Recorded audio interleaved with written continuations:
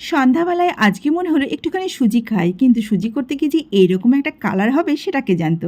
দাঁড়াও একটু পরে তোমাদেরকে কারণটা জানাচ্ছি। তার আগে তোমাদেরকে দেখাচ্ছি, দেখো আমার উঠান থেকে আজকে সন্ধ্যাবেলার চাঁদটা কত সুন্দর দেখাচ্ছে।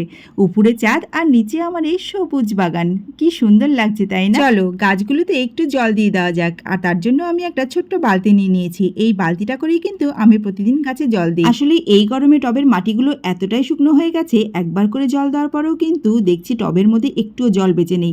তার জন্য ডবল ডবল জল দিয়ে দিচ্ছি। এই দেখো তোমাদেরকে একবার দেখিয়ে দিচ্ছি কতগুলো গাছে আমি এতক্ষণ ধরে জল দিলাম। এখন চলো সুজির কালারটা এরকম হওয়ার কারণটা তোমাদেরকে বলি। আসলে শাশুড়ি মা কিছুদিন আগে একটু আখের গুড় পাঠিয়েছিল, সেই গুড়টা ঘরে পড়ে পড়ে নষ্ট হচ্ছিল, তাই ভাবলাম আজ একটু সুজি করে খাই। আর এই আখের গুড়টা দেওয়ার কারণেই কিন্তু সুজিটার কালার এরকম হয়েছে। চলো এবারে গরুর খাঁটি দুধ আমি সুজির মধ্যে দিয়ে দিলাম।